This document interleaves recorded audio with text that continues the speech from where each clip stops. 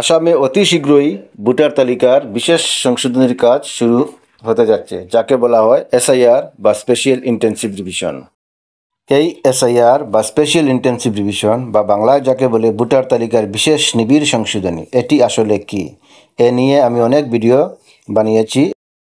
যদি আপনারা আগের এই ভিডিওগুলো দেখে না নেন, তাহলে এখনই ভিডিওর ডেসক্রিপশনে গিয়ে দেখে নিন, কারণ ভিডিওর ডেসক্রিপশনে আমি আগের ভিডিওগুলোর লিঙ্ক দিয়ে দিয়েছি। সেগুলো একে একে করে দেখুন এবং বুঝুন।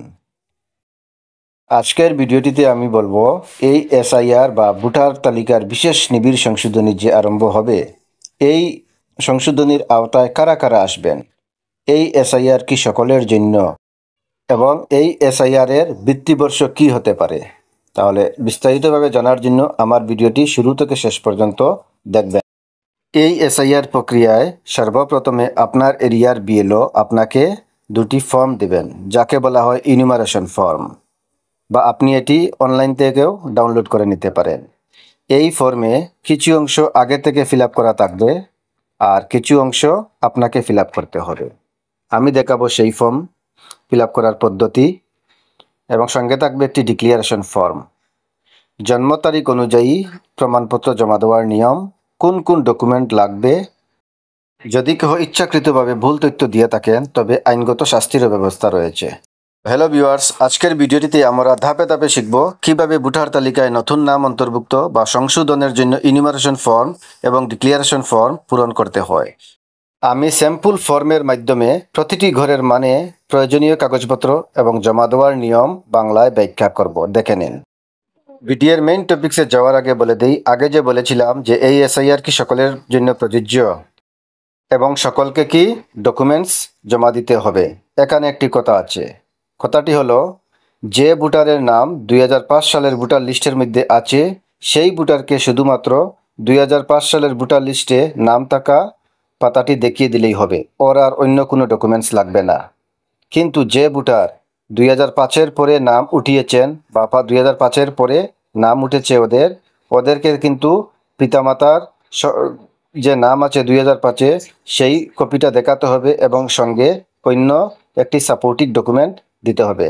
দেখা যাচ্ছে যে বিহারের বেলায় 11টি ডকুমেন্ট দিয়েছিল, আসামের বেলায় যদি এরকম হয় তাহলে এই 11টি ডকুমেন্টের মধ্যে যে কোনো একটি দিলে হবে। তো কথাটা কি বললাম, 2005-এ যার নাম আছে সেই ব্যক্তিকে শুধু 2005-এর ভোটার লিস্টে নাম থাকা পাতাটি দেখালেই হবে, আর যার নাম 2005-এর পরে উঠেছে ওকে পিতামাতার নাম 2005-এ যে আছে সেই পাতাটি দেখিয়ে এবং পিতামাতার সঙ্গে সম্পর্ক স্থাপনের জন্য 11টি ডকুমেন্ট যদি দেয় আসামের জন্য, সেই 11টি ডকুমেন্টের মধ্যে যে কোনো একটি দিয়ে ওদেরকে ভোটে নাম উঠাতে হবে। এখন একটি গুরুত্বপূর্ণ প্র্যাকটিক্যাল কথা বলি। মানলাম একজন প্রকৃত ভারতীয়ের কথা, ওর হয়তো বা 2005-এ নাম আছে বা নাম নেই, ওর সব ধরনের ডকুমেন্টও অরিজিনাল আছে, কিন্তু এগুলি কি যথেষ্ট? না, এগুলি যথেষ্ট নয়। কারণ আপনার এরিয়ার বিএলও যে আপনাকে ফর্মটি দেবে, সেই ফর্মে আগে থেকে কিছু অংশ ফিল আপ করা থাকবে এবং আপনাকে বাকি অংশ ফিল আপ করতে হবে এবং ডিক্লারেশন ফর্মও দিতে হবে এবং সাইনও করতে হবে। আপনি একজন প্রকৃত ভারতীয় হওয়া সত্ত্বেও সরকার যেগুলি আদেশ করবে যে ডকুমেন্টসের কথা, সেই ডকুমেন্টসের মধ্যে অরিজিনাল ডকুমেন্টস আপনার থাকলেও আপনি যদি সেই ফর্মে কোনো ভুল তথ্য দেন, জেনে হোক বা না জেনে হোক, কোনো ভুল তথ্য দেন, ফর্মটি যদি ফিল আপ করা নিখুঁত এবং শুদ্ধ না হয়, তাহলে আপনি প্রকৃত ভারতীয় হওয়ার পরও আপনার কিন্তু নাম উঠতে নাও পারে। কারণ আপনি যে ফর্ম ফিল আপ করবেন আর ডিক্লারেশন ফর্মে টিকমার্ক করবেন, সঙ্গে সিগনেচার করবেন, সেটিতে যদি ত্রুটি থাকে তাহলে আপনার অ্যাপ্লিকেশন বাতিলও হতে পারে এবং নাম উঠতে অসুবিধাও হতে পারে। তাহলে আমরা দেখে নেই কিভাবে সেই ফর্মটি থাকে। এটি একটি স্যাম্পল ফর্ম, সরকার প্রদত্ত কোনো ফর্ম এখনও আসামের জন্য আসেনি, আসলে এইভাবেই আসতে পারে। তাহলে অ্যাডভান্স আমরা একটি স্যাম্পল ফর্ম দেখে নেই এবং কিভাবে একটি ডামি ফর্ম ফিল আপ করতে হয় আমি এখন দেখিয়ে দিচ্ছি স্টেপ বাই স্টেপ। এই অপশনটি খুবই গুরুত্বপূর্ণ, তো ভালো করে মন দিয়ে দেখবেন। এই যে স্ক্রিনের মধ্যে আপনারা ফর্মটি দেখছেন সেটি হলো একটি ডামি ফর্ম। এই ফর্মটি বিহারের বেলায় ব্যবহার হয়েছিল, আশা করি আসামেও এইভাবে আসবে। তাহলে দেখেন ভালো করে। এই যে ফর্মটি দেখতে পাচ্ছেন, এই ফর্মটি আপনার বিএলও আপনাকে দেবে বা অনলাইন থেকে ডাউনলোড করে নিতে পারেন। এই ফর্মের মধ্যে ভোটারের নাম, ভোটার আইডি নাম্বার, অ্যাড্রেস আগে থেকে প্রিন্ট করা থাকবে। সঙ্গে থাকবে সিরিয়াল নাম্বার, পার্ট নাম্বার আর রাজ্যের নাম ইত্যাদি। এই ফর্মটি বিহারের বেলায় ব্যবহার হয়েছিল। আসামেও যদি হয় এইভাবে হতে পারে, এটা কিন্তু আসামের ফর্ম নয়। তারপর এই জায়গায় বাম দিকে পুরনো ছবি আপনার প্রিন্ট করা থাকবে, ডান দিকে আপনার সাম্প্রতিক পাসপোর্ট সাইজ ফটো অর্থাৎ রিসেন্ট পাসপোর্ট সাইজ ফটো আপনাকে লাগাতে হবে। তারপর 2 নম্বরে ডেট অফ বার্থ মানে আপনার জন্মের তারিখ, দিন, মাস, বছর হিসাবে লিখুন। তারপর এখানে আধার নাম্বার দিন, এটি হইল বাধ্যতামূলক নয়, থাকলে দিবেন, না থাকলে দিবেন না। তারপরে মোবাইল নাম্বার বাধ্যতামূলক। তারপর এই 5 নম্বর অপশনে বাবার বা আইনি অভিভাবকের নাম লিখুন, থাকলে এপিক নাম্বার দিন। 6 নম্বরে আপনাকে মায়ের নাম, থাকলে মায়ের এপিক নাম্বার দিন। 7 নম্বর কলামে যদি বিবাহিত হয়ে থাকেন হাজব্যান্ড বা ওয়াইফের নাম দিন, সঙ্গে হাজব্যান্ড বা ওয়াইফের এপিক নাম্বার বা ভোটার আইডি নাম্বার দিন।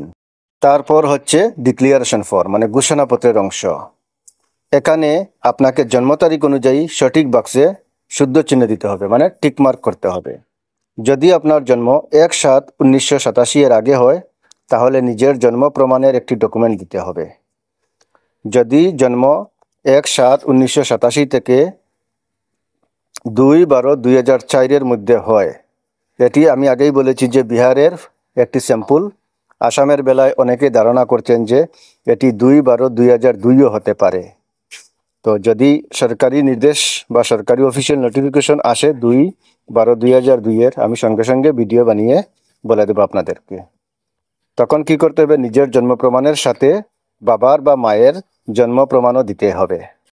যদি জন্ম 2/12/2004 বা 2002 হয়, এটি এখনো ফাইনালাইজ হয় নাই আসামের ক্ষেত্রে, মানে সরকারি কোনো নোটিফিকেশন আসে নাই। ধরেন এই 2/12/2004 বা 2/12/2002 এরপরে যদি হয়, নিজের জন্ম প্রমাণের সাথে বাবার এবং মায়ের দুজনেরই জন্ম প্রমাণ দিতে হবে। আর যদি বিদেশে জন্ম হয়ে থাকে, ভারতীয় মিশন কর্তৃক প্রদত্ত জন্ম নিবন্ধন প্রমাণ দিতে হবে। যদি নিবন্ধন বা ন্যাচারালাইজেশনের মাধ্যমে ভারতীয় নাগরিক হন, নাগরিকত্ব নিবন্ধন সার্টিফিকেট দিতে হবে। তারপর হচ্ছে প্রয়োজনীয় নথিপত্র বা ডকুমেন্টস। এই ডকুমেন্টস যতগুলি আমি আলোচনা করব, এইগুলির মধ্যে যদি একটিও আপনার কাছে থাকে তাহলে এটি হবে যথেষ্ট। তো নাম্বার 1-এ কি আছে, সরকার বা পিএসইউ কর্মচারীর পরিচয়পত্র বা পেনশন অর্ডার। 1/7/1987 এর আগে ইস্যুকৃত সরকার, ব্যাংক, পোস্ট অফিস, এলআইসি পরিচয়পত্র। ও 3 নম্বরে হচ্ছে বার্থ সার্টিফিকেট। 4 নম্বরে হচ্ছে পাসপোর্ট। 5 নম্বরে হচ্ছে এডুকেশনাল সার্টিফিকেট। 6 নম্বরে হচ্ছে স্থায়ী বাসিন্দা সার্টিফিকেট মানে পিআরসি। 7 নম্বরে হচ্ছে বনাধিকার সার্টিফিকেট মানে ফরেস্ট রাইট সার্টিফিকেট।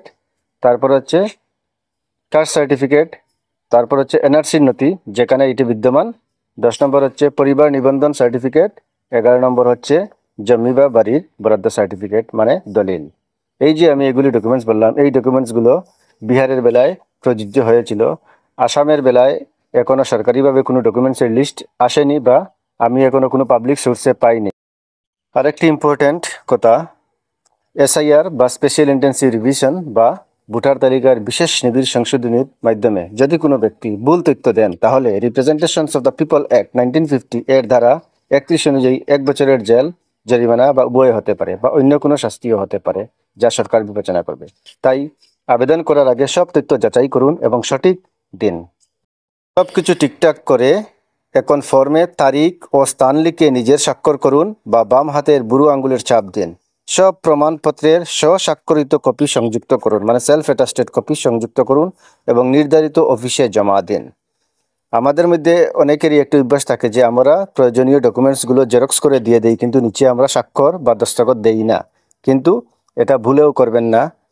সবসময় মনে রাখতে হবে যে কোনো জেরক্স কপি যখন আমরা দেই, কোনো অফিসে জমা দেই, সেই জেরক্স কপির নিচে নিজের স্বাক্ষর করতে হয় বা টিপসই দিতে হয় বা দস্তখত করে নিতে হয়। এই কথাটি মনে রাখবেন। ভিডিওর শেষে আমার ইম্পর্টেন্ট ডিসক্লেমার হচ্ছে, এই ভিডিওটিতে প্রদত্ত সমস্ত তথ্য কেবলমাত্র সাধারণ জনসচেতনার উদ্দেশ্যে উপস্থাপিত হয়েছে। এটি কোনো সরকারি নোটিশ, আইনগত পরামর্শ বা নির্বাচন কমিশনের অফিসিয়াল নির্দেশ নয়। ভোটার তালিকায় নাম অন্তর্ভুক্তি, সংশোধন বা ফর্ম পূরণের ক্ষেত্রে প্রয়োজনীয় নথি ও প্রক্রিয়া সম্পর্কে সর্বশেষ ও সঠিক তথ্যের জন্য নিকটস্থ নির্বাচনী অফিস বা নির্বাচন কমিশনের সরকারি ওয়েবসাইট থেকে যাচাই করে নিন।